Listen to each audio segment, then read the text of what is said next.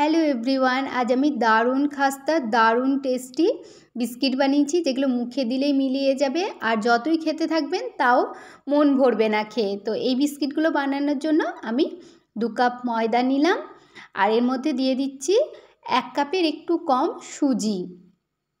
সুজি দেওয়ার পরে এর মধ্যে দিয়ে দিচ্ছি আমি 1/2 কাপ চিনিকে এরকম গুঁড়ো করে নিয়েছি, পাউডার বানিয়ে নিয়েছি। তো এই 1/2 কাপ চিনির পাউডার দিয়ে দিলাম আর এখানে 4 থেকে 5 চামচ মতো ঘি দিচ্ছি। এটা মেল্টেড নয়, তো 4 থেকে 5 চামচ হলো, মেল্টেড হলে আর একটু বেশি হবে।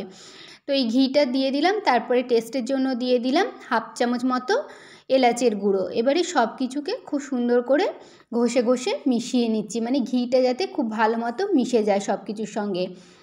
এইভাবে মেশানোর পরে ঘষে ঘষে মিশিয়ে নিতে হবে আর ময়ানটা পারফেক্ট হলে তবেই কিন্তু বিস্কিটগুলো খাস্তা হবে। তো এরকমই মুঠো বেঁধে দেখে নিতে হবে। তো মুঠোটা বেঁধে দেখে নিলাম যে খুব সুন্দর পারফেক্ট একটা ময়ান দেওয়া হয়ে গেছে। এবারে আমি 1/2 কাপ দুধকে দুবারে দিলাম, তারপরে এরকম একটা ডো বানিয়ে নিলাম। তো এই ডোটা খুব যে বেশি শক্ত হবে তাও নয়, আর নরম তো হবেই না, ঠিক এই রকম ডোটা হবে। তারপরে এই ডোটাকে আমি 2টো পার্ট করে নিলাম। এই একটা পার্টকে প্রথমে নিয়ে এরকমভাবে আমি রোল করে নিচ্ছি। তো এইরকমভাবে সুন্দর করে রোল করে নিতে হবে। তো আমি 2টো পার্ট করে নিলাম, তাতে সুবিধা হবে বানাতে। তো এরকমভাবে একটা রোল করার পরে আরেকটা পার্টকেও আমি এই একইভাবে রোল করে নিচ্ছি।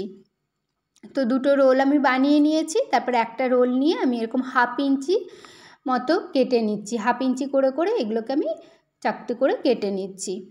তো এরকমভাবে আমি একটা রোলকে কেটে নিলাম, আরেকটা রোলও আমি একইভাবে কেটে নিয়েছি। তো দেখুন লেয়ারগুলো কি সুন্দর এসছে।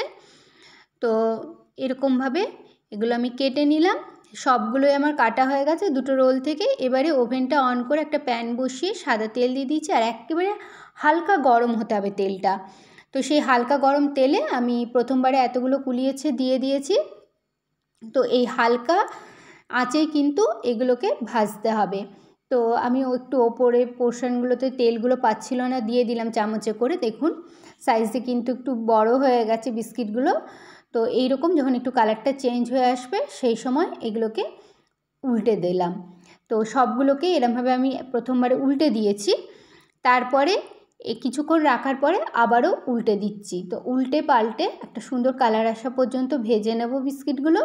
তবে ওভেনের ফ্লেমটাকে লোয়ে রাখতে হবে। যদি তেলটা খুব বেশি গরম হয়ে যায় সেক্ষেত্রে কিন্তু ওভেনটা অফ করে দিতে হবে।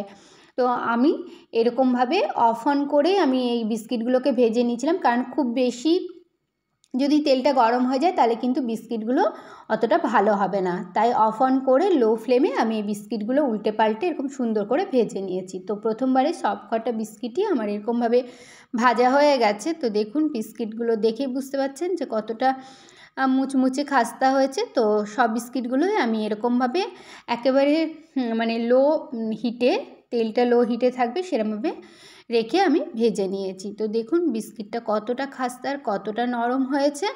তো এই বিস্কিটগুলো ছোট বড় সকলেরই ভীষণ ভালো লাগবে খেতে। আর আপনারা এরকমভাবে বানিয়ে এয়ারটাইট কন্টেনারেও রেখে দিতে পারেন। তো খেতে কিন্তু ভীষণ ভালো লাগে। Please do like, comment, share and subscribe to my channel. Thank you.